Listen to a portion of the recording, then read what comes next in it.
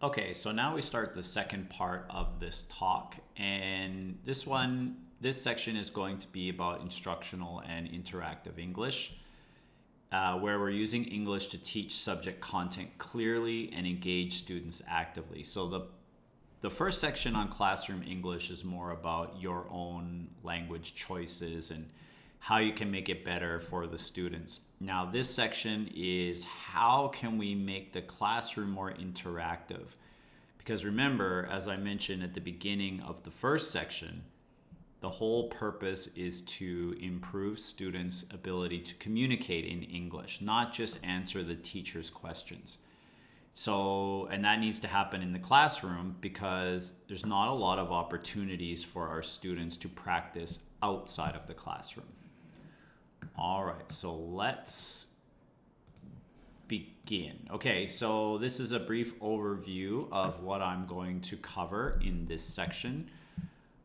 We're going to talk about content compatible English, teaching the concept, not just translating the term, model thinking aloud, show students how to solve problems or make decisions, provide sentence frames for students for their output, structure content-based interaction, and then use questions to promote thinking, interaction, and language use. So 5 sections in this topic.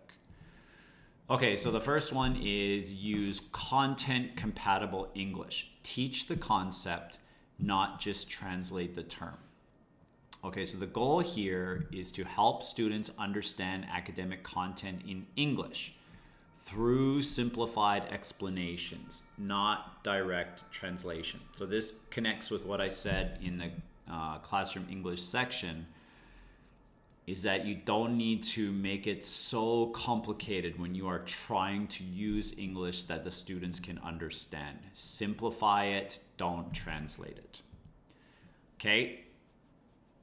So what you need to do for this goal then is to use everyday vocabulary to explain subject-specific terms. You're teaching some difficult concept in chemistry class, you have to use simple vocabulary when you are explaining what that is, if you want the students to understand. And again, reinforce the concepts with visuals, gestures, realia. Avoid translating word for word.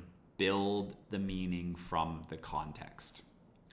This is a way that you can use English so that students can actually follow, and the more that they understand, the more they'll be able to use it. So, for example, these are just some basic examples. I told you that I would just teach in general today. Obviously, you have to match it to your own content. So in math, if you're teaching the word area, we use the word area and then we give a simple definition. How much space is inside a shape, like how big the floor is. You notice, technical term, all of the vocabulary is at a lower level. Okay, for science, osmosis is when water moves through a wall from more to less. Again, simplified vocabulary to teach an academic word. And then art, contrast means two things are very different, like black and white. Very simple example to teach a tough word. If you just take your Chinese definition and you translate it into English, maybe you use Google Translate or ChatGPT, for sure the words they give you are going to be very difficult because ChatGPT, I know you can control it a little bit, and Google Translate for sure, they're gonna match the vocabulary to the level of this one. And so you're gonna get some much more difficult vocabulary. Then students will not understand. Okay, number 2, model thinking aloud. So show students how to solve problems or make decisions. And you do that by talking out loud in English when you are teaching the students when you have a problem. And the hope is that when students come into a situation, they will also know how to use English to do this. Okay, so the goal is to demonstrate the process of reasoning in English while teaching. Okay, so we use what's called think alouds to show how to approach a task. What a think aloud is is you say what you are thinking.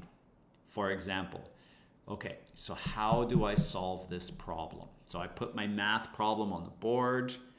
Students are watching me, and basically I talk to myself. Okay, how do I solve this problem? I know that this is a rational number, and then I work through step by step. This actually will teach students how to use English to solve problems. Okay, so emphasize sequence or cause and effect, problem-solving logic, and normalize what we call trial and error language. Okay, what if I try this? Nope, that didn't work. Okay, let's try this way. Maybe, oh, wait, I didn't think about this. Let's try this one. Yes, this worked. Say it out loud, use English. Okay, so for example, math teacher, let's see. First I divide by 2, that gives me the average. Or the art teacher, I want to make the drawing feel sad. Maybe I'll use blue. Science teacher, the test didn't work. What did I miss? Okay, very simple examples, but the point here is you are using English and you're doing it in front of the students. You need to be the model, remember that. Okay, number 3, provide sentence frames for student output. Now, one of the biggest challenges, well, let me go back. I think I will say this again later, but when you are doing a bilingual class, even if it's not EMI, maybe it's CLIL, doesn't matter what your definition is. A lot of the input you give your students will be in Chinese because you need to make sure that they really understand some key concepts or, just that important information. But we hope often that students can give us English output. Okay, so I give you the problem, you find it, you can use Chinese to find the solution, but in the end, I want you to use English to give your answer. But maybe they don't have the ability to say something or give a presentation in English, and so you need to give them some scaffolding. Sentence frames are very useful for students so that they feel more confident about, okay, I'm not really sure how to say this answer. Oh, the teacher gave me an example here. So support their participation. This is what we want, right? We want them to use more English with their responses. So I help them by giving them sentence frames. Okay, so you can give them sentence starters before asking them to speak. You can use them in pair work. So I want you to work together, talking to your partner. Here are some example sentences you can use, presentations, writing tasks, and of course you have to adjust the complexity to match their English ability. Okay, so here's some examples, right? This is what I mean by sentence frame. I think the answer is blank because this shows that, and then here goes their answer. My method was there's the answer. Again, you use any kind of frame you want, but something that shows them how to give the output. They will have more confidence to participate. Some things you can do are make reusable sentence frame cards, posters on the smart board, just something that students can use over and over again until they're confident enough they don't need to. Okay, number 4, structure content-based interaction. So design tasks where students use English to engage with the content, not just with language exercises. So it's not just about, okay, on the previous slide, I gave them these. And so all they have to do is say this sentence and they're done. This is an English class if it's only about that. It should be that they are interacting with your content. We only give them those sentence frames so that they can actually express what they're thinking. So it's all about the tasks that you give them. The main focus should still be on the content. So what you can do is give them short, purposeful tasks like compare something, explain something, sort something, label something. Again, remember, the focus should always be on the content, not the language per se. Keep instructions and expectations clear with some language support, and focus on collaborative thinking, not perfect grammar. So have students work together. The focus is not always on perfect language, right? They work together to come up with the best answer.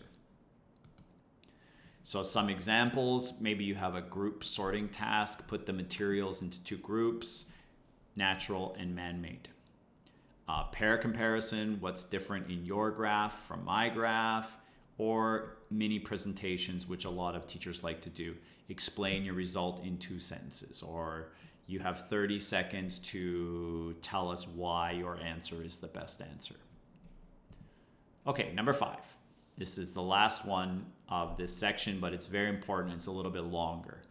Use questions to promote thinking, interaction, and language use. Now, before I go through the different types of questions, I want to make something clear. Remember, this section is called Instructional and Interactive English. What we want is we want students using English to communicate, right? And so questions are a good way to promote interaction, but not all questions are equal. And I'm going to show you some different examples. But before I do, I want you to think about what are the best types of questions for promoting interaction. Okay. So our goal is to ask questions that help students process, discuss, and apply content. Remember, it's still about learning the content, but they're going to use English to say their answers. Okay, so what I'd like you to do is you can pause the video. Don't Google it, don't ChatGPT it, whatever you want to say. I want you to brainstorm different types of questions that a teacher can ask a student. And then before you watch the rest of this section, I want you to think about which type of questions do you think are the most effective for interacting with the content and also interacting with each other.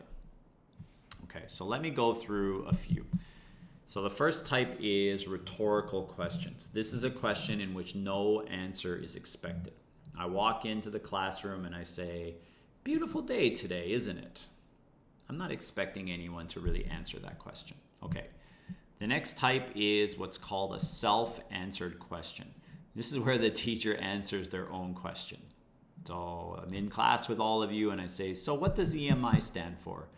Right, it's English as a medium of instruction. I answer my own question. Okay, next one, display questions. This is a question where the teacher already knows the answer, but you're just asking the students because you want to test what they know. So I ask you, what does EMI stand for? Of course, I already know what that means, but I want to know, do you know? So a student says, English as a medium of instruction. I say, yes, that's right. Okay. Next type are referential questions, and I have 2 kinds. So these are the ones where answers are not known by the teacher in advance. So the teacher is seeking some genuine information. Now there's 2 types. There's what we call divergent referential and convergent referential. So divergent means it is more open-ended, right?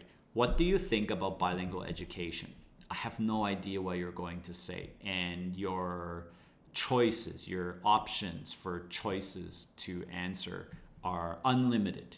You might like it a lot, you might like it a little, and everyone's going to have a different reason why or why not. Then we have convergent referential question, which means I still don't know the answer, but it's going to be a limited response. So what days do you teach your new bilingual course? Oh, Monday and Wednesday. Oh, okay, very simple answer. Okay, another kind we have is what's called the confirmation check. It's used to determine if students understand or not. Do you understand? Got it? Okay.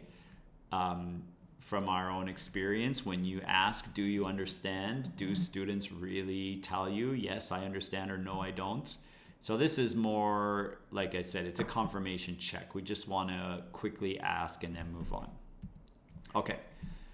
Next is a clarification request. It's used to clarify what the student said. So a student says something I didn't really hear, or I thought it might not be totally correct. And so I say, sorry, could you repeat that? And then we have indirect questions. So this is when a response is not expected, as the teacher is modeling an example. So teacher is pretending to be a student. Maybe we're cooking something and I say, should I try adding more salt? I'm just pretending. I'm not expecting an answer. Okay, and then we have repeat questions. This is where the teacher repeats the last word or utterance of the student. Student says, I like this game. Oh, you like this game. Okay. And then we have retrospective questions. The teacher refers to something they've already discussed, experienced, or learned. Remember when we talked about Occam's razor. Okay, I'm just bringing it up. And I think this is the last one, indirect requests. This is where a teacher implies a request through a question. Can you open the door? Now, why is this an indirect request? Because I'm not asking you, go open the door. I'm asking, can you open the door? So literally, the student could say, yes, I can, or no, I can't. But it's a request. I'm asking them to do something by asking a question. Okay. So what kind of question do you think are the best for promoting interaction in the classroom? And why are they effective? So at this point, you should maybe pause, look at some of the slides, and think about which kind do you think are the best. And then when you're ready, play the video and I'll discuss. Okay, so here's my answers, okay? You should use referential questions to encourage discussion, not just display questions. If you go back and look at what a display question is, it means that teachers already know the answer.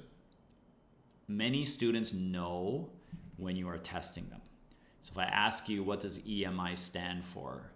I think you probably already know I know the answer, right? It's like in an English class when you walk in and you ask the students, how's the weather today? Because I want them to practice saying it's sunny, it's cloudy, it's rainy.